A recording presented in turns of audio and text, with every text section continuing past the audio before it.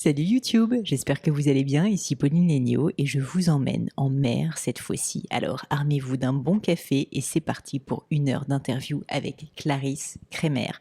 Clarisse, si vous ne la connaissez pas, est une navigatrice française qui est spécialiste de la course au large. Kessako, la course au large, c'est des personnes qui partent en mer durant des semaines, parfois des mois, seules, donc en solitaire, pour faire des très très grandes distances. En l'occurrence, le tour du monde dans le cas de Clarisse, puisqu'elle a fini le Vendée Globe, elle a fini 12e en signant le meilleur temps ever d'une femme, record du monde. Donc, vous allez comprendre que cet épisode est assez exceptionnel. Mais avant qu'on passe à l'épisode du jour, n'oubliez pas que si jamais vous aimez ces contenus et que vous aimez ma chaîne, on se donne beaucoup de mal avec mon équipe pour vous donner des contenus de la plus grande qualité possible. Eh bien, n'hésitez pas, à diffuser autour de vous tous ces contenus. Franchement, ça me ferait hyper plaisir. Ça pourrait en plus être utile à d'autres personnes que vous. Et puis, d'autre part, n'hésitez pas bien sûr à vous abonner puisqu'on diffuse des épisodes toutes les semaines avec les interviews, mais aussi d'autres contenus qui viennent de manière plus aléatoire. Alors, si vous voulez pas les rater, vous savez ce qu'il vous reste à faire. Il faut tout simplement s'abonner. Avec Clarisse, on a parlé d'énormément de sujets différents et notamment des sujets qui me tiennent à cœur, à savoir la santé mentale, la gestion du sommeil. Il faut quand même se dire qu'elle doit se réveiller toutes les 2 heures quand elle est en mer à bord de son bateau pour faire le Vendée Globe. On a parlé aussi de gestion du stress, des émotions. Ça aussi, c'est quelque chose qui est évidemment très intéressant et qui peut d'ailleurs être complètement transposé à nos vies, à nous, normales. Elle a parlé aussi de la gestion du regard des autres qui a changé entre le début et la fin de sa carrière. Bref, un épisode sous le sceau du développement personnel passionnant et qui, j'espère, vous plaira. Mais je ne vous en dis pas plus et laisse place à ma conversation avec Clarisse Kremer.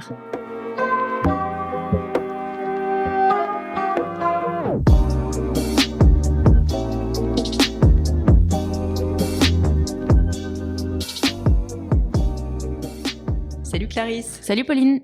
Merci beaucoup d'avoir accepté mon invitation. Je suis super contente de t'avoir ici avec moi. Et alors, bon, je me suis posé la question de comment j'avais commencé. Je me suis dit, est-ce que je commence par parler de son enfance, nanana, etc. Et puis, je me suis dit qu'au final, je pense que ce que tout le monde veut entendre, c'est quand même la fabuleuse histoire du Vendée Globe et concrètement ce que tu as ressenti, ce que tu as vécu pendant cette période. Moi-même, en fait, je t'avoue que j'ai un peu de mal à me projeter parce qu'en fait, tu as l'air normal quand on te voit comme ça. C'est rassurant, merci. Et en fait, non, on peut quand même se dire que tu n'es pas quelqu'un de normal parce que c'est quand même une aventure absolument incroyable que tu as vécue. Et du coup, je voulais commencer très factuellement. Si tu peux me raconter, j'imagine qu'il n'y a pas des journées types, mais ça ressemble à quoi une journée quand tu es seul sur ton bateau en train de faire le tour du monde, quoi. C'est quand même dingue. Effectivement, il n'y a pas vraiment de journée type, mais il y a quand même des choses qui reviennent souvent. Et en fait, on se met des repères pour essayer justement de se créer un peu un quotidien, de se créer des choses qui nous donnent un cadre, parce qu'on est des êtres humains et on a besoin, dans l'immensité de l'océan, de se trouver des repères. Et il y a un truc qui revient tout le temps, c'est le téléchargement des fichiers météo. Ça a lieu tous les jours à 7h TU et 19h TU. Alors, en fonction des manœuvres que je suis en train de faire, en fonction des conditions météo, de l'urgence du moment, je suis pas forcément pile à 7h TU en train de télécharger mon fichier. Mais voilà, il y a ces téléchargements de fichiers et à peu près 2 heures après ces téléchargements où je passais du temps à faire ce qu'on appelle du routage météo et faire du plan stratégique pour ma journée et les jours à venir. Et ça, c'est vraiment un rythme très important pour nous. Puis on aime beaucoup, voilà, il y a un nouveau fichier, donc potentiellement plus de clarté sur la situation. Ça, c'est un moment important.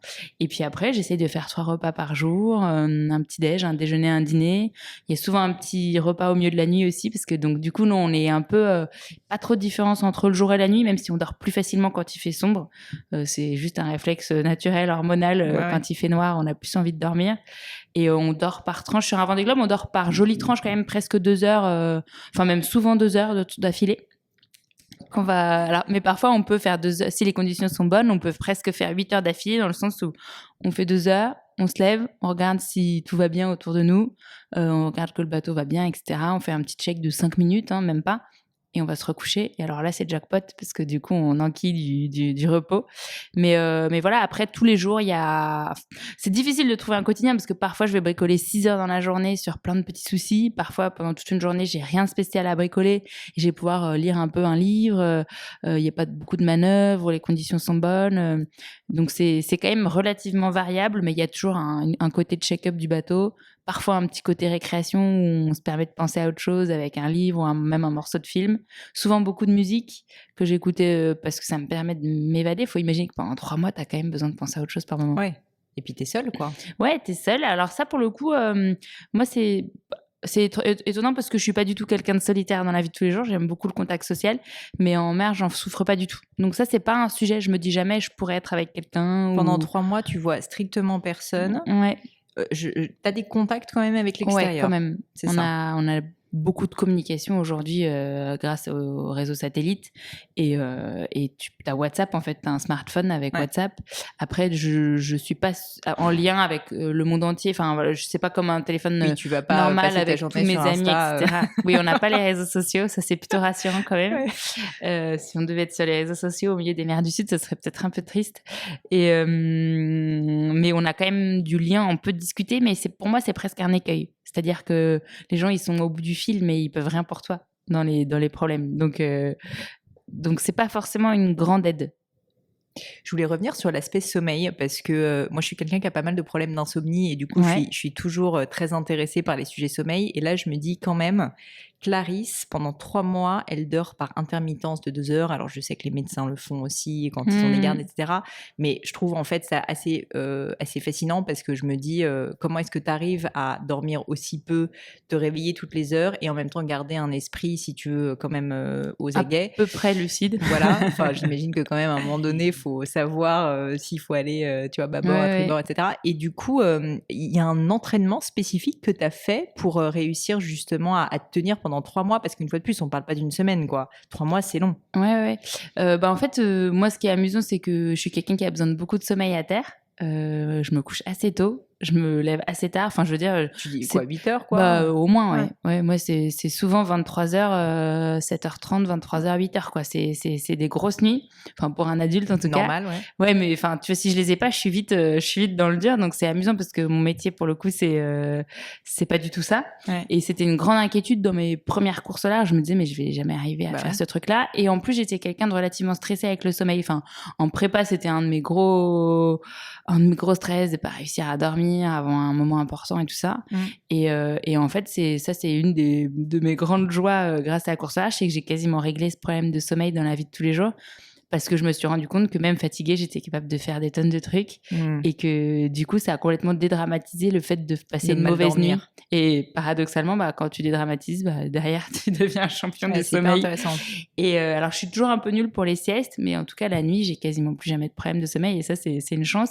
Et en fait, il n'y a pas vraiment d'entraînement. C'est un sport d'expérience. Et donc, plus tu vas passer du temps sur l'eau, plus tu vas accumuler les courses, les transatlantiques et tout ça, plus tu vas apprendre à te connaître, trouver des clés en fait c'est donc par exemple mes premières courses en solo, moi je faisais beaucoup d'hallucinations parce que j'étais tellement cramée, tellement fatiguée. C'est quoi, c'est le soleil, Alors c'est pas le soleil du tout, c'est vraiment le manque de sommeil. En fait, ça vient assez vite quand tu regardes des études sur le sommeil. Les hallucinations viennent assez vite, au bout de 24 à 48 heures.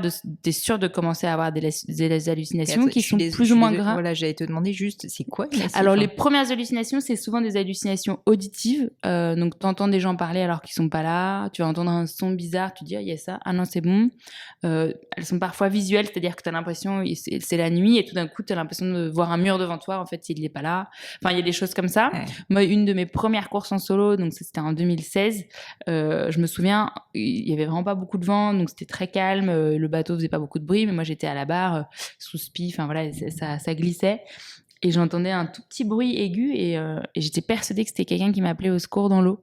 Et en fait, c'était le bruit d'une... Donc, je sors ma frontale, je commence à chercher dans l'eau. Je me dis, mince, c'est un concurrent. Enfin, je commence un peu à paniquer. Et je cherche. Et en fait, tout d'un coup, je me réveille un peu. Enfin, c'est pas que je suis réveillée, hein, mais... Je deviens plus lucide et je me rends compte que c'est juste un câble du bateau qui frotte dans la baume dans une partie du mât. Et c'est juste un bruit de métallique en fait. Et donc je me dis, ah la vache, c'est une vraie alu là pour le coup. J'étais vraiment persuadée que quelqu'un m'appelait au secours. Et donc, je me rassieds à la barre, je continue ma petite vie. Puis 3 minutes plus tard, je réentends au secours dans l'eau. Et je fais exactement la même chose. C'est-à-dire que je prends ma frontale, je cherche, je me dis merde, il y a un concurrent qui a besoin de moi. Et en fait, j'ai encore mis 5 minutes avant de me rendre compte que c'était le bruit. Et donc, on est juste en train de bugger comme un ordinateur qui bug. Et là, en fait, la seule solution, c'est d'aller faire dodo. Et donc, ça, c'est des choses où on apprend.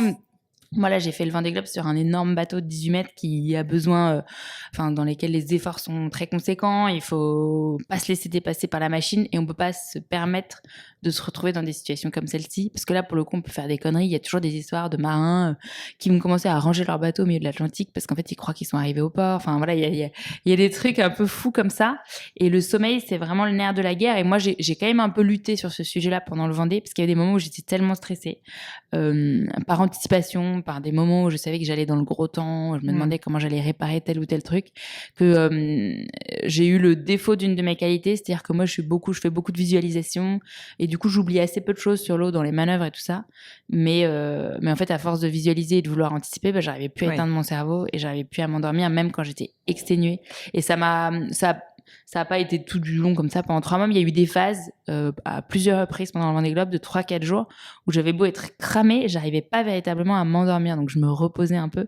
Et ça, je pense que aujourd'hui, si c'était à refaire, je ferais beaucoup plus de yoga, de méditation, de choses pour te calmer un peu d'auto-hypnose, pour vraiment avoir des techniques de lien entre le corps et l'esprit, pour réussir à mettre mes émotions de côté, pour lâcher prise. Donc c'est un sujet énorme et c'est de bien-être et de performance en course au large, ça c'est certain.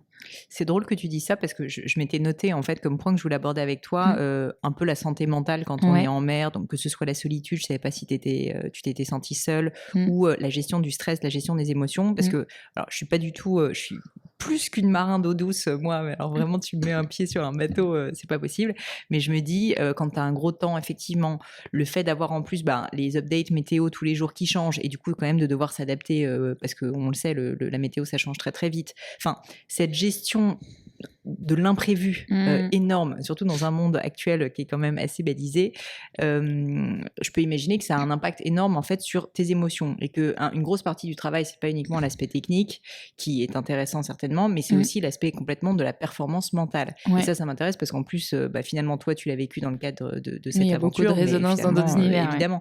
Et donc, tu as probablement en fait un petit don pour la gestion du stress, mais justement, est-ce que tu pourrais me parler d'une situation où tu aurais vécu un grand moment d'émotion, de stress, et comment est-ce qu'en fait tu fais pour ne pas flancher, ne pas succomber à ce stress, parce que toi en fait le problème c'est que quand tu es seule en mer, ça peut avoir des conséquences qui sont quand même assez dramatiques. Oui. Alors, en fait, le stress, je l'ai eu pendant 3 mois. Enfin, cette espèce d'angoisse de pas réussir, d'inquiétude face aux imprévus. Il faut imaginer que c'est un sport mécanique avec des nombreux problèmes techniques qui peuvent survenir à tout moment. Donc, on est obligé de lâcher prise sur le contrôle parce qu'on peut pas tout contrôler. On peut se prendre un ovni, donc un objet qui flotterait, qui pourrait défoncer notre bateau quand on est à toute vitesse. Il y a plein de choses qui peuvent casser à tout instant. Et c'est quelque chose avec lequel j'ai beaucoup grandi tout au long du Vendée Globe. Au tout début, moi, je le vivais hyper mal.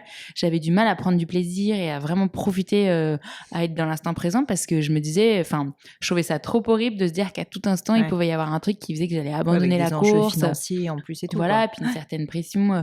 Donc, et j'ai vraiment grandi sur ce sujet-là tout au long du Vendée. Et c'est vrai que c'est de ce point de vue-là une super école de vie, un peu en mode condensé. Parce que la course au large, c'est ça, c'est-à-dire qu'on passe son temps à prévoir, on va préparer son bateau, on prépare des projets, même sur l'eau, on fait des plans avec la météo, on a des tableaux de marche, etc. Et en même temps, à tout instant, il peut se passer n'importe quoi. Et d'aller dormir dans ces conditions, tu te dis, là, je peux aller dormir, mais si ça se trouve, mon pilote automatique va lâcher, mon bateau va partir en vrille. C'est des choses qui arrivent. En plus, ça t'est déjà arrivé, donc tu sais que ça peut arriver. C'est pas forcément grave, c'est-à-dire que c'est pas forcément fatal d'un point de vue de ta vie ou de l'abandon par rapport au Vendée, mais du coup de vivre avec cette espèce d'épée de Damoclès au-dessus de la tête tout le temps, c'est un sacré truc à avoir sur ses épaules. Et moi j'ai appris à vivre avec ça tout au long du Vendée et je me suis améliorée tout au long du Vendée et il m'a fallu, je pense, 3 semaines avant de vraiment que ça soit supportable, ce stress-là. Et que je puisse vraiment profiter, avoir des vrais moments de contemplation, des vrais moments de joie qui soient la part de stress et d'angoisse était suffisamment de côté pour que ce soit un vrai moment de bonheur vraiment intense, quoi. Et ça, c'est quelque chose, du coup, de vivre avec c'est vrai qu'aujourd'hui on est dans une société assez normée où on aime bien avoir tout le temps des réponses, avoir des certitudes, à savoir pourquoi, comment, dans quel timing, à mettre des choses dans les tableaux Excel et tout ça. Et je pense qu'on perd l'habitude, c'est tout bête, mais autrefois il savait pas quelle météo il allait faire dans 3 jours, et donc alors bon, il voyait des signes un peu partout, il y avait peut-être des croyances qui étaient un peu limitantes, mais aujourd'hui on veut toujours savoir ce qui va se passer. Et c'est vrai que de ce point de vue-là, la course au large, c'est une bonne école parce que c'est une course complètement vaine que d'essayer de tout savoir et de tout contrôler. Et je pense que ça a pas mal de résonance dans notre vie de tous les jours parce qu'on a beau essayer de tout contrôler, on sait bien qu'il peut se passer n'importe quoi. Et encore aujourd'hui, un des défauts de notre vie de sportif, c'est qu'on fonctionne beaucoup en mode projet. On a des grands projets avec des dates butoirs et puis après tu te relances dans un autre projet et donc du coup tu es toujours dans une espèce de course vers quelque chose. Et aujourd'hui, moi là je suis dans une période où c'est un peu plus flou là depuis le retour du Vendée Globe, même si j'ai d'autres projets en tête, mais c'est moins défini et c'est encore un gros travail sur moi-même que d'apprendre à vivre et à profiter du quotidien sans avoir cette espèce de vision d'avenir que j'ai pu avoir auparavant dans mes autres projets de course à large. Et pour moi c'est un peu pareil que c'est pour moi je serais vraiment quelqu'un d'apte au bonheur et à la joie quand j'arriverai à être heureuse au quotidien pour ma journée, pour mon instant présent, sans savoir forcément où je suis dans 2 mois, dans 3 mois, et pour ça le Vendée Globe ça m'a appris plein de choses, mais je pense que j'ai encore un long chemin. Mais c'est vrai que c'est une des raisons pour lesquelles j'adore la course au large, c'est que c'est un apprentissage mental énorme et il y a beaucoup de liens. Moi je pense que je suis quelqu'un d'hyper stressé à l'origine. Quand j'étais au collège-lycée, je faisais des insomnies, hyper stressée sur le regard des autres, et finalement, à force de vivre avec ce stress et d'aller dans un sport qui est relativement stressant, en fait, j'apprends à gérer ce stress et je deviens quelqu'un d'assez serein parce que je sais ce que c'est que le stress. En fait, c'est pas quelque chose qui m'est inconnu, mais j'arrive à avoir des clés pour le mettre de côté, pour prendre du recul, pour avancer même en étant stressé, en réussissant à prendre ce qui est positif dans le stress. Et ça, je trouve ça... j'en suis hyper... C'est une des choses dont je suis le plus fière, en fait. Ouais, je comprends. Écoute. je relate. Alors, je fais un énorme anglicisme horrible, un petit peu, mais je pense que je suis quelqu'un de stressé aussi. Et je dois dire que avoir une entreprise, ça n'a rien à voir, évidemment. Bah, si, quand même. Non. Évidemment, je comparerai pas du tout. Mais ce que je veux dire, c'est que le fait de se taper des problèmes toute la journée, tout le temps, fait que finalement, tu apprends à aimer les ennuis et à aimer, en fait, le changement rapide et l'adaptabilité, quoi. Mais c'est vrai qu'à l'heure actuelle, c'est pas forcément, on va dire, ce qui est prôné, quoi. Donc, c'est hyper intéressant. En fait, c'est juste que c'est une course vaine d'essayer de supprimer ces problèmes. Par contre, toi, la façon dont tu vas réagir face à ces problèmes, c'est ça qu'il faut changer. Et ça, c'est quand tu arrives à mieux gérer ce truc-là, c'est une vraie clé de joie et de perf. Je serais assez curieuse d'évoquer justement cette période un peu d'incertitude que tu vis maintenant, si t'es OK. Parce que je pense qu'il y a plein de personnes, tu vois, qui sont entre deux, alors c'est entre 2 jobs, entre 2 projets, etc. Et c'est vrai que c'est assez dur, en fait, de pas avoir d'objectif. Finalement, quand tu as un objectif, tu traces ta route, tu sais où tu vas. Tu te poses moins de questions. Exactement. Moi, j'adore ne pas me poser de questions, perso. Et là, du coup, ma question, c'est comment est-ce que tu fais pour te fixer un nouvel objectif ? Est-ce que tu veux faire des pauses entre 2 objectifs, comme c'est le cas actuellement ? Tu te forces à le faire peut-être, justement pour pas replonger tout de suite, parce qu'il y a aussi un peu un côté fuite en avant d'enchaîner les objectifs pour pas se poser de questions, justement, alors que de temps en temps, une petite pause est quand même bienvenue. Ouais, ça c'est un vaste sujet assez complexe. En fait, le Vendée Globe, moi quand je suis sur ce genre de projet, ça fait pas si longtemps que je suis dans la course au large, mais finalement tous mes grands projets, j'ai eu cette sensation-là que j'avais du mal à me projeter sur l'après. J'avais tellement à cœur de finir de réussir cet objectif-là, de vivre le truc à fond, de lui faire honneur en fait, d'être tu te dis je fais le Vendée Globe, si je pense à l'après, en fait, je veux déjà être dans le moment et dans ce que je suis en train de faire. Et puis j'en étais pas capable psychologiquement. C'était un peu un trou noir pour moi derrière. Et du coup, quand on arrive, il y a forcément un petit moment où tu t'es pas projeté, t'as rien préparé. Donc c'est un moment un peu déstabilisant où en plus le regard des autres change un peu malgré tout après un événement un peu médiatique comme le Vendée. Il y a pas mal de marins pour le coup qui fonctionnent pas du tout comme moi, même la plupart, et qui du coup ont tout préparé, sont déjà en train de racheter un autre bateau, de savoir exactement ce qu'ils vont demander à leurs sponsors, ont vraiment un plan stratégique et il y a une espèce de, c'est aussi le business qui veut ça, c'est battre le fer tant qu'il est chaud et donc une espèce de fuite en avant de je serai sur le prochain Vendée avec tel bateau, je ferai ci, je ferai ça, que je critique pas, hein, mais simplement moi j'en étais pas capable d'être aussi rapidement dans l'après et pourtant en mer, j'ai vraiment eu des moments de joie énormes et à partir du Cap de Bonne-Espérance, je me suis dit oh là la vache, je vais avoir envie d'y retourner, mais j'étais quand même pas capable de le formuler aussi précisément en termes aussi business et tout ça à l'arrivée. Et même ça m'a un peu attristée parce que moi j'avais l'impression que c'était un moment plus pour un peu rendre grâce, enfin dire merci pour tout ce que j'avais vécu, essayer de faire le tri dans ma tête de tout ce que j'avais appris, des faiblesses, de mes faiblesses, de mes qualités. Et en fait, il fallait tout de suite répondre à la question de qu'est-ce que tu fais après, c'est quoi ton prochain projet, est-ce qu'on te revoit dans 4 ans et tout. Et moi, j'avais un peu le vertige et j'ai pas. Maintenant, je peux le dire parce que enfin, ça fait 8 mois là que je suis revenue et j'ai pas très bien vécu cette période-là parce que j'adore la course au large, j'adore le bateau, j'ai qu'une envie, c'est de recontinuer à faire des projets. J'ai navigué ces derniers temps, mais pas sur mes propres projets. Et en même temps, j'arrivais pas à être cette personne qui sait exactement ce qu'elle veut et donc j'ai pas vraiment de clé. Moi-même, justement, j'essaye d'appliquer tout ce que j'ai appris sur le Vendée en termes de gestion de l'incertitude et d'accepter de vivre l'instant même quand t'as pas de vision. Et je pense que je m'améliore petit à petit avec des hauts et des bas, mais j'ai pas de clé. Et puis moi, un des gros sujets, j'en parle assez librement parce que je trouve que c'est un sujet important. En fait, si j'étais un homme, je pense que je saurais beaucoup plus ce que je veux faire. En fait, le sujet, c'est que moi, j'ai 31 ans, j'aimerais bien avoir des enfants.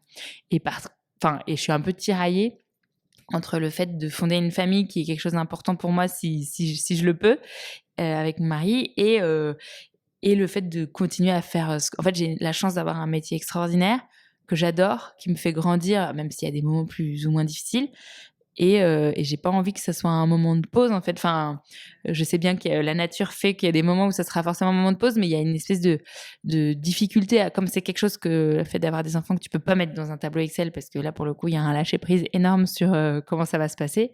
Et bah ça crée, c'est un peu ça qui a fait que j'ai eu du mal à rebondir aussi parce que j'avais des objectifs un peu compliqués dans ma tête que j'avais du mal à et encore aujourd'hui donc du coup j'ai pas les réponses et alors je suis en discussion avancée avec mon sponsor pour potentiellement refaire le prochain Vendée, mais ça repose sur des détails techniques que je maîtrise pas du tout et en vrai je le vis pas très bien. Enfin, je trouve ça assez difficile et en même temps je me dis il se passe rien de grave. Enfin, on parle que de projets joyeux, tout va bien. Et j'ai beau me dire ça, bah je le vis pas bien. Et enfin voilà, donc j'ai pas du tout la réponse à la question. Par contre, un truc moi que j'essaie de faire tout le temps et que j'ai aussi fait pendant mon Vendée, c'est enfin j'aime bien, c'est pas que j'aime bien montrer mes faiblesses, mais je trouve ça important de montrer quand on a des doutes et tout ça, parce que parfois, c'est le genre de projet où on renvoie une image spectaculaire et tout ça, et finalement, qu'est-ce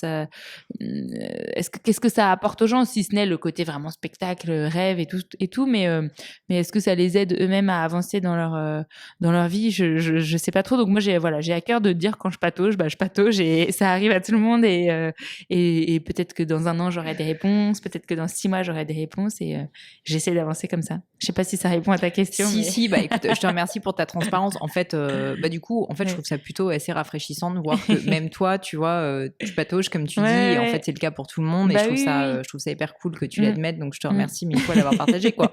Parce que franchement, c'est pas évident. Mais c'est pour ça que j'en parle librement. Bah, déjà parce que c'est un sujet important. Il y a quand même peu de femmes qui ont réussi à avoir des enfants, enfin il n'y en a qu'une seule en fait, et à continuer à faire de la course au large. Donc je trouve c'est important d'en parler parce que souvent les journalistes nous disent mais pourquoi il y a moins de femmes? Je dis réfléchis 3 minutes, enfin entre 30 ans et 40 ans on disparaît, c'est une des carrières longues, donc souvent les gars ils percent entre 40 et 45 ans, bah nous en fait ça fait 10 ans qu'on n'est plus là, donc le temps de revenir, bah bon courage. Enfin donc c'est pour ça que j'en parle librement parce que c'est pas un sujet grave, mais c'est quand même important d'en parler. Et en même temps, voilà, et aussi pour montrer qu'on peut patauger et que c'est pas des moments agréables, mais c'est arrive à tout le monde, quoi. Et déjà, on se sent un peu moins seul quand on sait que ça arrive à tout le monde. C'est clair, c'est clair. Ça fait bien de le dire. Je voulais parler d'un autre aspect que tu as évoqué que je trouvais intéressant, c'est le changement du regard des gens. Ouais. J'ai lu évidemment plein de choses sur toi et je sais que tu as dit que justement le regard des gens c'était quelque chose d'important pour toi, en tout cas dans ton enfance. Ouais. Et je peux imaginer que maintenant que tu es quelqu'un de médiatique qui en plus a réussi un exploit, non seulement le regard il a changé, mais du coup ton propre regard sur toi-même et cette espèce de relation, enfin tout est dit un peu différent. Ouais. Alors j'ai pas de questions hyper claires, mais j'aimerais bien que tu peut-être me reprennes un petit peu par la main et que tu me réexpliques en gros comment toi t'avais vécu justement ce changement de prisme, tu vois, du regard des gens sur toi. C'est un vaste sujet, c'est un sacré schmilblick. En réalité, je pense qu'il y a un truc qui est donc oui, le regard des gens change parce que on a pu me voir sur des plateaux télé, enfin voilà, les gens connaissent plus mon nom, me reconnaissent plus dans la rue, ont l'impression de me connaître aussi. Ouais. Ça c'est assez amusant parce que j'ai partagé beaucoup de choses, enfin voilà, je partage des choses librement. Après voilà, je raconte pas toute mon intimité, mais je partage pas mal de choses. Du coup, les gens ont l'impression de me connaître et moi ils me disent bonjour, je sais, et en plus je suis pas du tout physionomiste, donc du coup je ne sais jamais si les gens je les connais. Est-ce qu'on se connaît ou pas. Salut Clarisse. Tu me reconnaîtras si on se croise dans la rue? Non, mais c'est ça, par exemple, des gens qui étaient au primaire avec toi. Enfin, moi, c'est typiquement, si on me dit son prénom et tout, je me souviens plein de choses qu'on a fait ensemble, mais avant que je réussisse à être sûre que je le connais, enfin voilà, il y a des moments un peu de solitude parce que je sais plus si je connais les gens. Donc voilà, il y a quand même un truc nouveau qui est assez déstabilisant, surtout que toi, enfin, moi, ma passion, c'est d'être toute seule sur un bateau, c'est un certain goût de l'effort, c'est une envie de se dépasser, c'est une proximité avec la nature, avec les éléments, des grands moments de contemplation. Enfin, ça n'a rien à voir avec faire des plateaux télé, faire le buzz ou j'en sais rien. Enfin, c'est pas du tout ça mon moteur et ça peut pas. Quand ta passion c'est la course au large, ton moteur ça peut pas être ça. Enfin, tu peux pas. C'est sûr que tu vas abandonner le Vendée Globe si tu le fais parce que ça fait joli, quoi. C'est juste pas possible. Donc d'une certaine façon, je pense que dans nos caractères de marins, on est relativement protégés par rapport au regard des autres, dans le sens où je pense pas que ça nous change. Enfin moi en tout cas, et j'ai pas mal de copains et de familles proches qui m'ont dit oui, tu restes la même. Et d'ailleurs, quand je fais ce genre de choses, des podcasts ou des interviews, quelles qu'elles soient, je me dis toujours, il faut que ma maman me reconnaisse, il faut que mon frangin me reconnaisse. Enfin, et j'ai pas envie de jouer un personnage. C'est ça qui est important pour moi.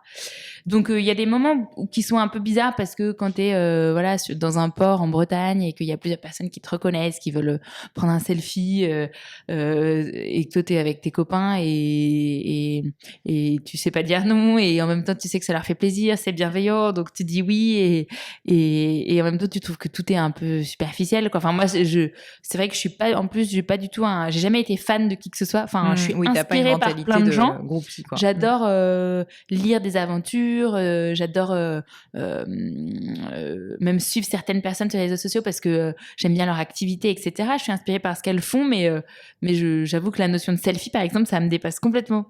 Et du coup, je suis forcément dépassée quand on me demande ça. Et voilà. Donc en fait, j'essaie de pas trop me poser de questions, de faire les choses de façon naturelle. Et surtout, en tout cas, j'essaie de pas prendre aucun choix dans ma vie qui soit lié au regard des autres ou à la gestion médiatique. C'est-à-dire que quand je me suis dit j'ai envie de refaire le Vendée Globe, en fait, j'avais une angoisse, c'était de me dire mais attends, est-ce que j'ai envie de le refaire parce que c'est ce qui se fait, parce que ça fait bien, parce que en tant que marin, c'est le truc le plus stylé qu'on peut faire. Enfin, et je me suis vraiment énormément remise en question à me dire mais est-ce que c'est ce que j'ai au fond des tripes parce que c'est ce que j'ai envie de vivre? Ou est-ce que c'est pour le regard des autres? Enfin voilà, ça me travaille beaucoup parce que je veux surtout pas me laisser déformer dans mes choix par ce côté médiatique de ça fait chic, ça fait je sais pas quoi. Et je pense que j'y arrive pas trop mal, mais j'espère que si un jour je me fais déformer par tout ça, on me le dira. Mais bon, et ce qui est quand même chouette, c'est que ça reste une célébrité très très minime. Bien sûr. Mais par contre, je touche du doigt le fait que je pense que les personnes véritablement avec une vraie notoriété, je pense que ça va pas être loin d'être invivable. Je pense qu'ils sont obligés. Enfin, il y a des choses toutes simples, tout agréable de la vie de tous les jours qu'ils ne peuvent pas faire à cause de ça, et je pense que ça doit être triste, quoi. Enfin, et ça c'est bon, bref, ça c'est plus de l'ordre de l'anecdote, mais je pense que ça me donne pas du tout envie en tout cas. Et le regard de tes confrères, parce que quand t'es arrivé dans le monde de la voile, comme tout le monde, tu me diras quand on débute, mais t'étais complètement inconnu au bataillon, et au début, en plus, quand t'as fait tes premières courses, t'avais pas beaucoup d'expérience, normal, c'était le début. En plus, t'es une femme, on peut quand même le dire.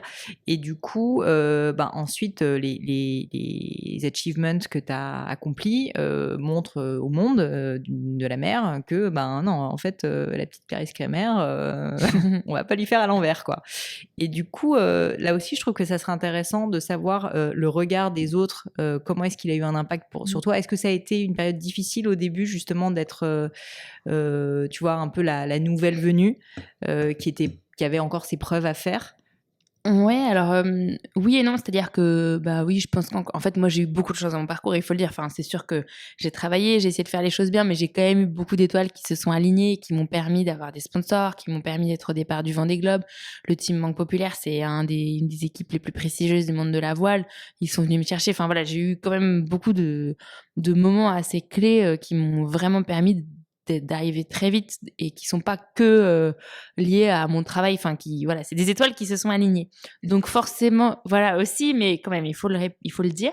Donc forcément, quand il y a des gens qui se battent depuis longtemps pour aller faire le Vendée, pour trouver des sponsors, pour faire les projets dont ils ont véritablement envie, j'ai pas de peine à croire que ça crée des frustrations, des jalousies, et j'en veux absolument à personne parce que c'est humain et que je serais dans leur, enfin je me mets à leur place, je sais exactement, j'imagine très bien ce que ça peut faire ressentir. Mais en fait, à partir du moment où je me suis dit ça, c'est-à-dire que je comprends, et personne n'a été agressif avec moi, personne n'a été véritablement méchant, quoi que ce soit. Je sais qu'il y a pu avoir peut-être des choses qui se sont dites dans mon dos, mais rien de grave, rien de vraiment très important. Et donc j'ai mis tout ça de côté, et moi je me suis concentrée sur le fait de faire honneur à la chance qu'on me donnait. Et moi, ce qui me booste et mon objectif dans tout ça, c'est essentiellement de connaître le plus possible de moments de joie, de me sentir bien sur mon bateau le plus possible, d'apprendre des choses, et j'y arrive pas tout le temps, tout n'est pas parfait, mais une fois que je sais quel est mon guide, mon cap, et que je m'y tiens, en fait derrière j'y pense pas du tout à ce regard des autres marins. Quand je suis en mer, j'y pense pas du tout, et du coup j'ai de la chance, c'est que au fur et à mesure de mon parcours, de mes performances, finalement maintenant j'ai fait mes preuves, je pense, et maintenant le regard a changé et on me respecte plus pour aussi mon mental sur l'eau, pour les choses que j'ai réussi à apprendre. Enfin voilà, donc je pense que maintenant je suis un petit peu tirée d'affaire entre guillemets de ce point de vue-là, et ça c'est chouette, et ça c'est une fierté, mais en tout cas mon réflexe par rapport à, enfin moi c'est toujours ce que je fais, et c'est ce que je fais quand je suis sur l'eau, quand j'ai un moment de détresse ou un doute, ou quand je suis trop sensible. Enfin moi par exemple, quand on me fait des compliments, je les entends pas, et dès qu'on me fait une critique, j'y pense pendant une semaine, et ça c'est débile parce qu'il faudrait réussir à écouter les deux. Mais et donc quand je suis en mer et que j'ai un moment de doute ou un moment de fatigue, un moment où vraiment ça va pas bien, je me rattache toujours à mes essentiels, à mes bases, à ce qui fait que pourquoi je suis là, qu'est-ce que j'aime dans la vie. Et moi je regarde les nuages, je regarde la mer je pense à mon bateau qui glisse, à mon bateau qui avance, enfin à des choses vraiment sensorielles, à des choses contemplatives qui me font un bien fou. Et je fais pareil si j'ai un coup de panique là dans les rues de Paris parce que waouh, il y a trop de stress autour de moi, je regarde le ciel, je dis les nuages sont là, tout va bien. Enfin j'ai vraiment une espèce de lien avec la nature et tout. Enfin c'est un truc un peu idiot, mais et c'est ce que j'essaye de faire donc dans tout en fait. Donc quand je suis trop sensible au regard des autres, je me rattrape à mes basiques, je me dis mais moi en fait les autres quand ils font ça je m'en fous, alors pourquoi eux enfin voilà, j'essaye de toujours prendre du recul, et c'est pas toujours facile, mais quand on se revient à des choses beaucoup plus simples, ça fait du bien. Écoute, je te remercie en tout cas d'avoir partagé tout ça. Je voulais quand même reparler de ton enfance, de tes débuts, et de comment diable tu es tombée dans le monde de la voile et de la mer. Est-ce que tu peux commencer par me parler de la petite Clarisse, comment t'étais, où t'es née, comment étaient tes parents, Oula, qui étais-tu? Qui était je ne sais pas. Moi, je suis la dernière de 4 enfants. J'ai grandi à Saint-Cloud dans les Hauts-de-Seine. C'est pour ça que j'ai une enfance privilégiée. J'ai été à l'école primaire à Saint-Cloud. Ensuite, j'ai été dans un collège-lycée que de filles à Danielou, à Rueil-Malmaison. Ensuite, moi, j'étais bonne élève, donc j'ai fait une prépa. J'étais à Ginette à Versailles. Ensuite, j'ai fait une école de commerce. Quand j'étais petite, en fait, je pense qu'il y a eu un vrai impact du fait que j'ai 2 grands frères au-dessus de moi, enfin aussi une grande sœur dont je suis très proche, mais quand j'étais petite, je refusais l'idée que mes grands frères soient capables de faire quelque chose que je ne sois pas capable de faire. Et même, ça allait jusqu'à le remplissage de mon assiette. C'est-à-dire que je comprenais pas pourquoi ils avaient une assiette plus remplie que la mienne. Enfin, et donc, je pense que ça a vraiment créé une espèce d'esprit de compétition et c'est marrant parce que donc, dans ces sujets de la maternité et tout ça, je me rends compte que de toute ma vie, j'ai jamais fait le moindre choix où en fait, c'est pas que je me suis quasiment jamais considérée comme une femme. C'est-à-dire que bien sûr que je sais que je suis une femme. Oui, tu te posais pas la question. Mais je me suis jamais posé la moindre question par rapport à ça, mais aussi par ce lien, parce que j'avais 2 grands frères, mais je me disais pas, ce sont des garçons, donc ils font ci ou ils font ça. Et je pense que j'ai eu cette chance de grandir dans une famille où c'était possible d'être comme ça, de grandir dans un pays où, malgré toutes les choses qu'il y a encore à améliorer, c'est possible de vivre comme ça. Et donc ça, c'est que moi je faisais de l'athlétisme en fait à partir du CE1. J'ai été inscrite à l'athlétisme et moi j'allais courir 3 fois par semaine dans la forêt, dans la gadoue. Donc t'as toujours été très nature. Tous les quoi. temps, ouais. J'ai toujours, pour le coup, ma ressource ça a toujours été le fait d'être en extérieur, de jouer dehors, de courir dehors, de sport. Alors je suis pas une tête brûlée, je suis pas une Stakhanovich du sport, mais c'est hyper important pour moi d'être dehors en fait. Et ça c'est ce que je retrouve aujourd'hui. Donc j'ai pas grandi au bord de l'eau. On faisait du bateau quand on était chez mes grands-parents en Bretagne, une semaine par an en stage de diver avec mes cousins. Donc ce que font quand même beaucoup de gens. On n'avait pas de bateau de famille. On a fait une croisière une fois avec mes parents, avec le bateau de mon oncle, qui avait un bateau à l'époque, à un moment donné. Donc, ça n'a pas été rien d'extraordinaire. Par contre, j'ai un lien très fort avec mes grands-parents du côté paternel, qui habitaient entre Jersey et Toulon, qui sont franco-britanniques tous les deux, et enfin qui étaient, et qui ont une passion pour la mer. Et juste, ils avaient fait pas mal de bateaux à une certaine époque de leur vie, mais ils faisaient plus de bateaux. Moi, quand j'ai eu vraiment la chance de vivre auprès d'eux. Et par contre, un amour de la mer. C'est-à-dire que tous les jours, c'était on va voir la mer est belle, qu'est-ce que la lumière est belle. Et vraiment, j'ai grandi avec cette histoire de la beauté de la mer, ou même d'aller dans les ports, de dire que les bateaux sont beaux. On allait regarder les bateaux, on n'allait rien faire avec, mais juste de les regarder, de les voir passer. Et ça, c'est quelque chose qui, je pense, a fait grandir au fur et à mesure cette attirance vers la voile. Et en fait, après, c'est vraiment une régate que j'ai eu la chance de faire, une course qui s'appelle le Trophée des lycées, que j'ai faite quand j'étais en première avec un groupe de copines. Du coup, on était un équipage féminin. Et là, pour le coup, j'ai appris à faire un autre jet. Enfin voilà, je savais pas vraiment naviguer avant ce moment-là. Et là, ça a été un peu une fascination, enfin un peu une révélation, même si derrière ça a pas changé ma vie du jour au lendemain, mais j'ai adoré la régate, j'ai adoré tout ce qu'on pouvait apprendre sur un bateau en fait, les départs de course, la météo, enfin je comprenais rien, enfin j'étais vraiment au stade premier, mais ça a éveillé en moi pas mal de curiosité, et c'est pour ça qu'après quand je suis arrivée en école de commerce, j'ai eu envie de faire du bateau, et il y a vraiment le mélange entre la fascination pour la machine et le côté apprentissage vraiment très multiple du bateau, que ce soit technique, donc comment s'occuper d'un bateau, et la proximité avec la nature. C'est ces 2 trucs-là qui m'attirent. Ce que je trouve quand même assez notable, c'est que finalement, tu as un parcours, donc tu as fait une école de commerce, etc. Tu es né dans la région de Paris. Enfin, je veux dire, tu as un parcours classique de base. Et à un moment donné, tu prends une voie que peu de gens prennent, puisque tu décides quand même de faire ta carrière autour du monde de la mer et de devenir marin. C'est quand même pas quelque chose qui est très fréquent, surtout quand on est une femme. Et j'aimerais comprendre s'il y a eu un moment où tu te dis, en fait, j'ai ce parcours tout tracé qui est devant moi, qui est possible. Tu as fait une très bonne école de commerce, tu aurais pu... voilà. Et d'ailleurs, je sais que tu as commencé par des jobs normaux, entre guillemets. Et puis à un moment donné, la route, elle change. Et ça, c'est hyper intéressant, ces moments en fait, dans la vie où on prend une décision et on se dit, non, en fait, finalement, mon chemin, c'est pas ça, je vais tourner à droite. Et je vais faire un truc un peu dingue, quoi, quand même. Tu te rappelles de ce moment ? Alors, il n'y a pas vraiment un mythe fondateur de comment je suis devenue navigatrice du jour au lendemain. Mais il y a quand même quelques étapes que je reconnais. En fait, donc moi, un des trucs qui a quand même déclenché cette attirance vers la course au large, parce que la voile c'est quelque chose, le bateau c'est quelque chose, la course au large c'est encore c'est le fait d'aller faire des courses de plusieurs jours, en solitaire en particulier, c'est un exercice différent.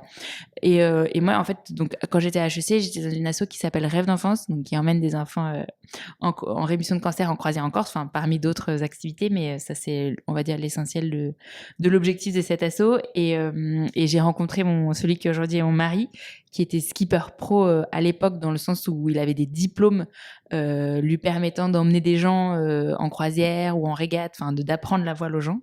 Et lui, il avait ses rêves de course au large, et c'est lui qui m'a fait découvrir vraiment le côté pro de la voile, avec le fait d'aller dans les chantiers pour préparer son bateau, poncer ta carène pendant tout un week-end. Enfin, lui, ça a été c'est déjà en étant avec lui, je suis déjà sortie un peu des sentiers battus, dans le sens où lui, il a grandi sur un bateau, son papa il est professeur de gymnastique, sa maman elle habitait à Ibiza, elle habite toujours, elle travaille sur les marchés, elle vend des bijoux, donc un univers. Moi j'ai grandi dans une famille hyper privilégiée où ils sont tous entrepreneurs, etc. Donc c'était déjà et j'en suis hyper contente, en fait, la découverte d'un autre milieu français, alors breton, mais d'un autre milieu aussi, de type de job et de vie. Enfin, mon mari, il a fait un bac pro. Enfin, c'est pas du tout la même façon de vivre. Et ça, déjà, ça m'a ouvert les yeux sur... en fait, quand on a grandi toute sa vie dans un cadre privilégié, dans les grandes écoles, ou enfin même à Ginette, quand on allait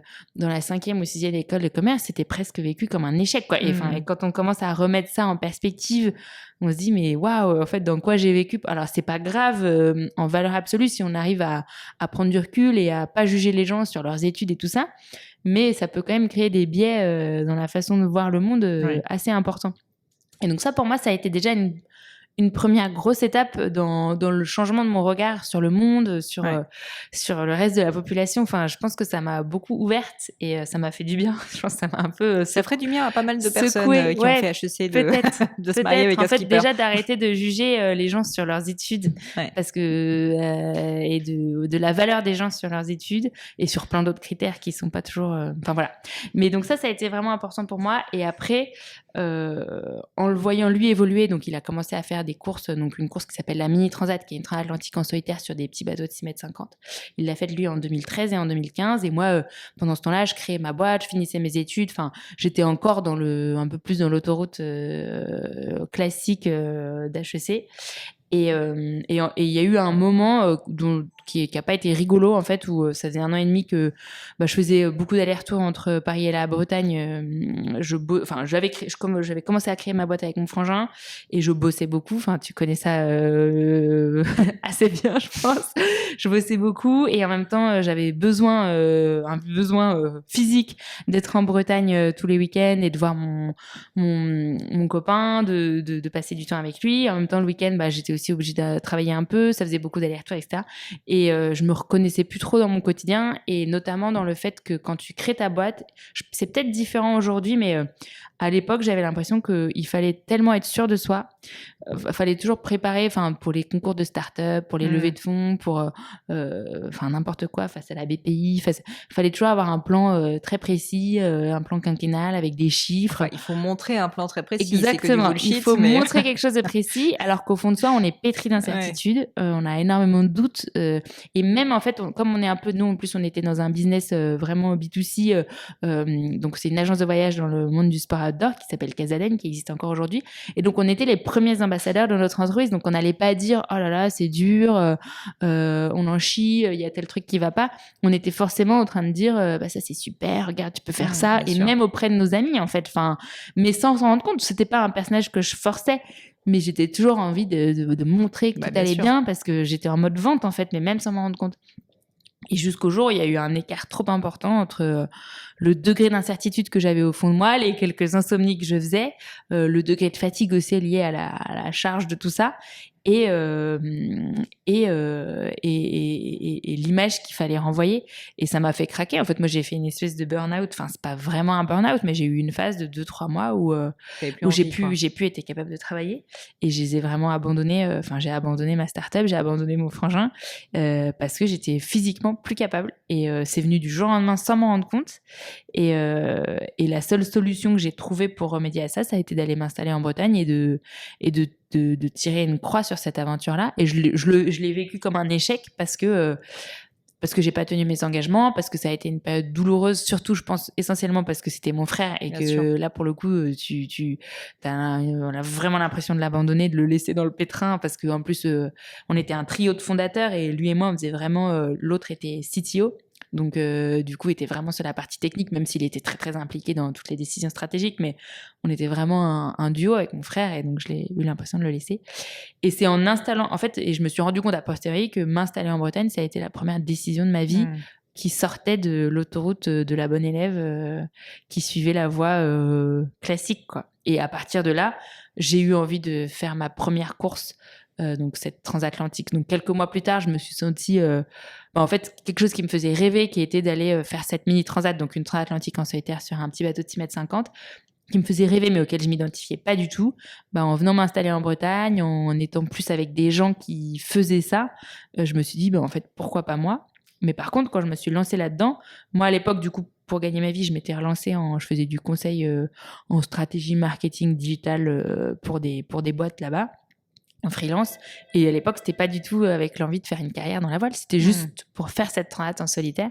Par contre, derrière, j'ai été happée par une passion et donc j'ai pas maîtrisé tout ce qui s'est passé derrière, mais c'était pas du tout avec donc c'est ça qui est chouette, c'est que c'est venu petit à petit, mais il n'y avait pas d'intention, il n'y avait pas de plan, et du coup c'est juste que cette passion a été validée au fil des mois, a grandi de plus en plus, j'ai gagné en compétences, en confiance, et jusqu'au jour où j'ai pu me projeter sur des projets plus ambitieux et gagner ma vie aussi véritablement. Donc ça, c'est arrivé en début 2019 où j'ai eu mes premiers salaires de sponsors, et ça c'est aussi une partie forcément importante, parce qu'à un moment il faut bien gagner sa croûte.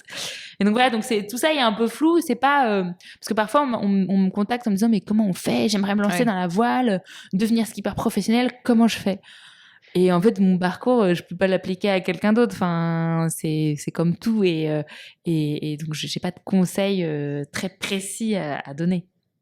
C'est dingue quand même de se dire qu'une personne comme toi a pu faire un burn-out alors que ensuite tu nous fais vivre 3 mois seul en pleine mer. Ouais. Comme quoi, quand on n'est pas aligné, en fait. Ouais, moi j'ai besoin.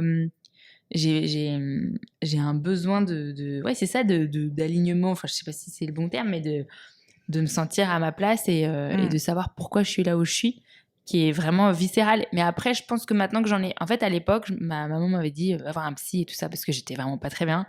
J'avais commencé par essayer d'aller faire une retraite. J'étais revenue en pleurs. Enfin bref, c'était vraiment pas le truc. Et le psy m'avait dit « Ah, mais mademoiselle, c'est incroyable, vous avez une chance folle de vivre ça à 25 ans. Ouais. » Et moi, j'étais là, mais vous foutez de ma gueule. J'ai du mal à m'habiller le matin et vous me dites ça. Enfin, je comprenais vraiment pas. Enfin, moi, j'avais l'impression d'être une sous-merde parce qu'en fait, tout allait bien dans ma vie. J'étais pas du tout à plaindre et j'étais en train de déprimer, quoi. Enfin, je culpabilisais énormément. Oui, tu culpabilisais même de déprimer, quoi. Ah bah complètement, ouais. Enfin, tu te dis, ça va, il y a assez de misère dans le monde. Moi, j'ai quand même beaucoup de chance. Pourquoi je fais cette tronche là, quoi? Et j'avais honte, enfin vraiment. Et le psy qui me dit t'as de la chance, t'as de la chance de te sentir comme ça. J'étais là, c'est du foutage de gueule.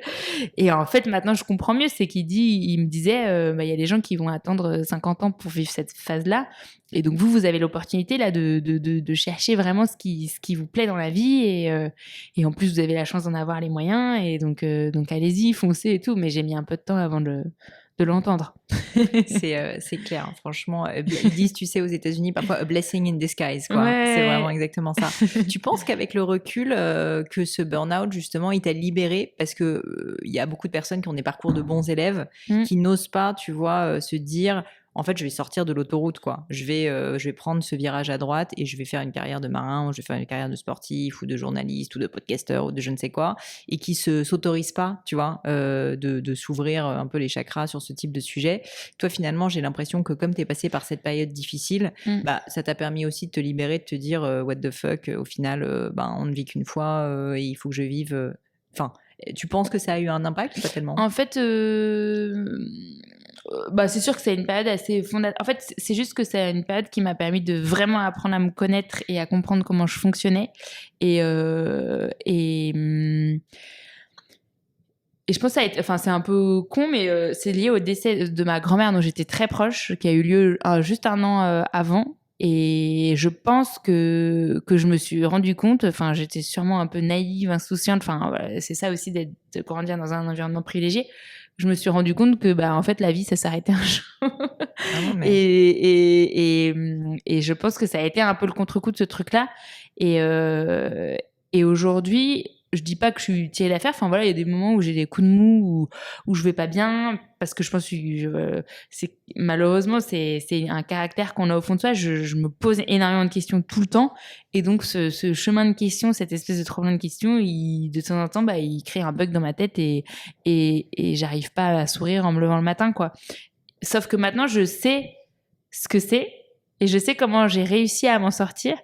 Et du coup, ça donne une grande confiance en soi parce qu'on sait que c'est pas irrémédiable et que c'est pas, ça fait pas de nous une sous-merde, et que du coup, ça fait du bien, et ça c'est ça qui me porte, et c'est ça où je me dis, j'ai eu la chance de le vivre aussi jeune, c'est que maintenant je sais à peu près comment avancer, et je reviens à mes bases, je reviens à mes essentiels, et ça c'est, enfin, donc en ce sens-là, je pense que ouais, c'est un truc qui reste, et voilà, mais enfin, encore aujourd'hui, j'ai toujours un peu honte d'en parler parce que je trouve que ça fait vraiment discours de privilégiés, mais en même temps, je sais qu'il y a quand même du monde enfin, même si c'est des privilégiés, c'est un discours de privilégiés, il y a quand même du monde qui se pose ce genre de questions, qui peut être dans cette phase-là, et donc c'est important d'en parler et de voir qu'on peut s'en sortir, et plutôt très très bien.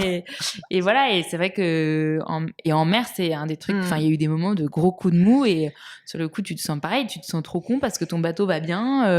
Il y a d'autres marins qui ont perdu leur quille et toi t'es en train de pleurer alors que t'as encore ta quille, et ça, enfin, c'est vraiment la version vraiment hyper symbolique de mais la décorrélation entre ce que tu penses et la réalité des faits, elle est parfois assez étonnante. Exactement, ouais. Et tu te dis, bon, là je me sens comme une sous-merde, mais je sais que ça va durer qu'un temps, je vais rebondir, je vais pouvoir aller mieux, et ça c'est l'acceptation en fait de cet état-là, c'est vraiment la base, le socle de la suite, quoi.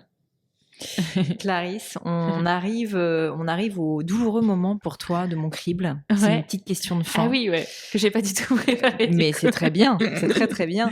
Est-ce que, alors c'est peut-être cet échec-là, et dans ce cas, la question serait caduque, mais est-ce qu'il y a une erreur, un échec, un moment de doute que tu aurais vécu et qui soit en fait tellement important dans ta vie parce que il t'a un peu transformé, qui t'a appris des choses sur toi, justement les enseignements que tu en as tirés, dont tu pourrais me parler, au-delà de celui-ci, ou finalement c'est vraiment ça? J'avoue que celui-ci, c'est quand même le plus important.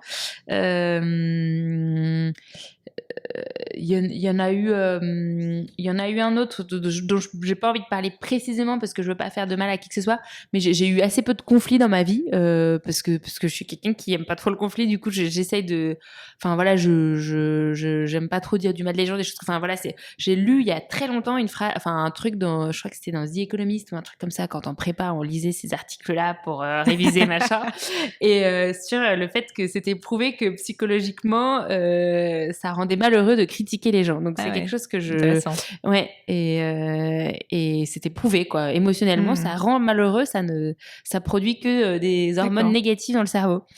Donc depuis que je sais ce truc-là, je me fais un malin plaisir de jamais tomber là-dedans. Et j'aime pas trop le conflit, mais ça m'est arrivé au début de mon projet, de mes projets voile, d'avoir un vrai vraiment une espèce d'incompréhension avec quelqu'un qui était important dans mon projet. Une incompréhension liée aussi à un peu des problèmes d'ego, mais qui étaient aussi les miens. Je disais, je vais un peu tourner autour du pot, mais et j'ai eu l'impression de vraiment très mal gérer ce truc-là. Ça m'a beaucoup atteinte. Je l'ai vécu comme un échec c'est un peu une amitié qui a été brisée, et je l'ai vécu comme un échec, et aujourd'hui j'essaie de pas reproduire en fait, je comprenais pas du tout la personne en face, et j'ai eu un phénomène. J'ai pas dit les choses véritablement. J'ai pas été. En fait, à force de fuir le conflit, j'ai un peu fui la situation. J'ai pas été assez directe, et donc j'ai fait des choses avec lesquelles j'étais pas. J'ai rien fait de grave, mais j'ai un peu laissé pourrir une situation, et derrière ça a fait que s'empirer. Et donc le côté, mon caractère de fuir le conflit, je me suis rendu compte que, enfin voilà, c'est aujourd'hui quelque chose avec lequel j'ai encore beaucoup de mal, mais j'ai du mal à dire les choses aux gens quand je suis déçue, ou quand il y a un comportement qui me plaît pas, et j'ai vraiment du mal à le dire, alors qu'au fond de moi ça me pèse beaucoup. Et donc je sais pas si je réponds à la question, mais c'est un truc que j'ai c'est un peu comme que les enfants disent, ah bah ça fera une bonne leçon. Bah là, c'est un peu ça. Enfin, quand les parents disent aux enfants, c'est une bonne leçon pour toi, bah là, c'est un peu ça, quoi.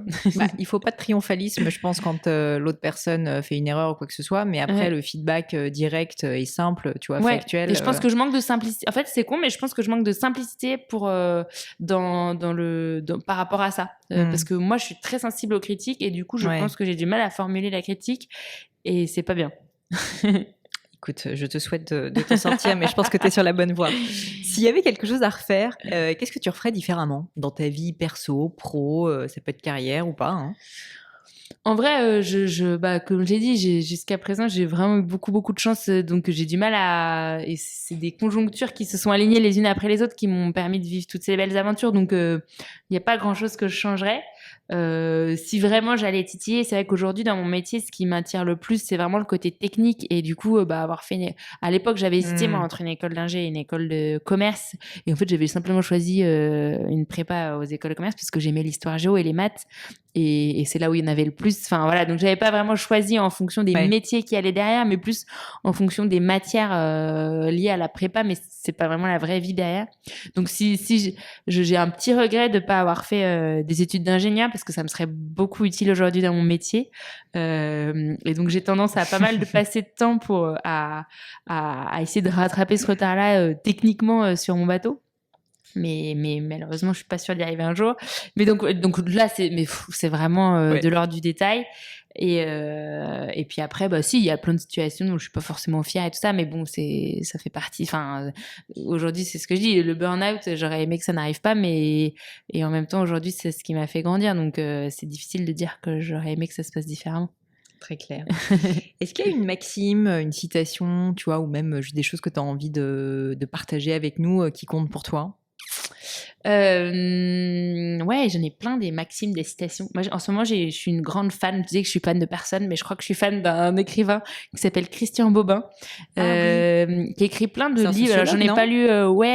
Il écrit des romans en fait, mais avec une visée un peu humaniste. Enfin, j'aurais pas forcément les termes adéquats pour décrire sa littérature, mais il parle de plein de situations très classiques de la vie de tous les jours et il a une vision très simple et il y a plusieurs citations de lui que j'adore.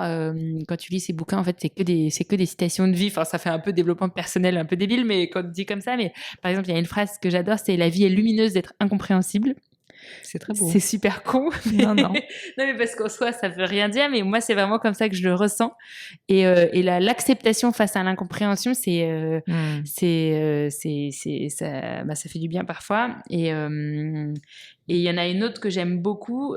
Il y a un de ses bouquins où il écrit j'écris. Alors, qu'est-ce qu'il dit exactement? J'écris ce livre pour toutes les personnes qui ont une vie simple et belle et qui finissent par en douter à force de voir trop de spectaculaire ou un truc comme ça. C'est pas exactement la phrase, mais c'est à peu près comme ça qu'elle est dit. Il remet un peu les choses dans le contexte. Et moi, c'est vraiment quelque chose que j'ai à cœur de faire parce que souvent on me présente comme, parfois l'héroïne, le machin, et en fait moi c'est pas du tout comme ça que je le ressens parce que oui, il y a ce côté spectaculaire au Vendée Globe et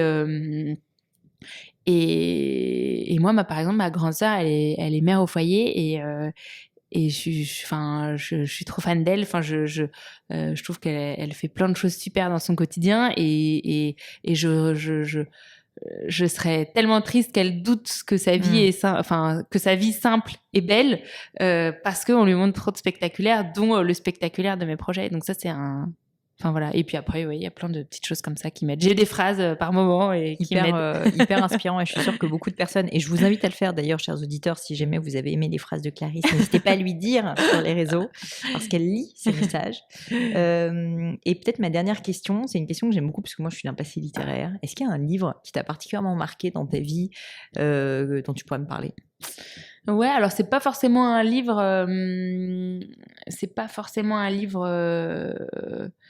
Enfin, moi, je lis beaucoup. J'ai beaucoup lu, surtout au collège-lycée. Je lisais énormément, donc j'aurais du mal à en choisir qu'un. Il y a un livre que j'adore, qui est Les Mains du miracle de Joseph Kessel.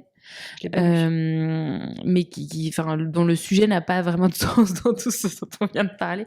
C'est sur un médecin du temps de l'Allemagne, c'est une histoire vraie, du temps de l'Allemagne nazie qui parce qu'il avait une faculté à masser Himmler, qui avait des graves problèmes de santé, d'une certaine façon, il arrivait vraiment à le soulager de douleurs profondes, et il arrivait à obtenir des choses de sa part, notamment de sauver des listes entières de personnes qui étaient vouées à la déportation. Et c'est je sais pas pourquoi, c'est un bouquin qui m'a souvent fascinée, que je relis souvent et qui continue de me fasciner, que j'offre régulièrement. Mais bon, voilà, le sujet est pas c'est juste, c'est pas du tout le livre le plus connu de Kessel. En général, les gens le connaissent pas trop. Mais à l'époque, il m'avait fascinée et continue de me fasciner. Bon, je pense qu'on peut dire que tous les livres de Kessel sont vraiment excellents. Oui, en plus. Et celui-ci, toi, tu me donnes envie de découvrir. Et là, pour le coup, c'est pas écrit c'est une écriture je trouve relativement plus simple que dans les autres livres de Kessel. Enfin, son écriture est pas compliquée, mais là, c'est vraiment très simple à lire. Et l'histoire vraie est quand même... c'est un message d'espoir dans un monde, dans une époque vraiment sombre. Clarisse, merci 1000 fois pour ton temps. Écoute, c'était un grand plaisir pour moi de t'avoir. Je te remercie 1000 fois. Pour terminer, je demande toujours à mes invités, en fait, où est-ce qu'on peut les trouver, parce qu'en fait, tu vas voir peut-être que les auditeurs de mon podcast adorent envoyer des messages. Et je trouve ça trop chouette à mes invités. Du coup, est-ce que ça se passe sur les réseaux sociaux en particulier ? Oui, alors moi, je suis un peu sur Facebook, en fait, et sur Instagram, j'ai un compte qui s'appelle Clarisse sur l'Atlantique, parce que c'était le nom de mon tout premier projet. Je pense qu'on doit peut-être aussi me trouver sur Clarisse Crémer. Alors par contre, je lis pas beaucoup je suis mauvaise, mais j'ai du mal à suivre, j'ai du mal à interagir sur ces réseaux-là. Enfin, je poste des choses, j'essaie de raconter un peu mon univers, de faire découvrir l'univers de la course au large, de montrer un peu les trucs rigolos dans mes journées, mais j'ai du mal à lire et à répondre aux messages. On va te laisser dans ta bulle. Mais bon, vous pouvez quand même envoyer des messages de soutien à Clarisse. Ça lui fera plaisir. Et par contre, si vous avez vraiment... et sur mon site internet, on peut trouver une adresse mail, ou si vraiment c'est des trucs de collaboration, des choses comme ça, etc. On finit par arriver à me joindre, mais c'est un de mes défauts. J'ai du mal avec le téléphone, j'ai du mal avec... je comprends. En même temps, tu t'isoles 3 mois sur mer. Mais pourtant, parfois, je peux être un peu... tu sais, la personne qui reste aux toilettes avec son téléphone à regarder Instagram, donc c'est complètement idiot. Mais je regarde pas trop... je regarde pas beaucoup les messages, j'y réponds pas beaucoup. Enfin, il faudrait que j'arrive à m'améliorer, mais ça fait longtemps que je dis ça. Bon, alors pour les demandes importantes, partenariat, sponsoring, parce qu'on a quand même pas mal de personnes qui pourraient peut-être être intéressantes pour toi, qui écoutent le podcast, ça se passe plutôt sur ton site, et sinon les messages d'encouragement sur les réseaux. Exactement. Clarisse, merci 1000 fois. Merci Pauline.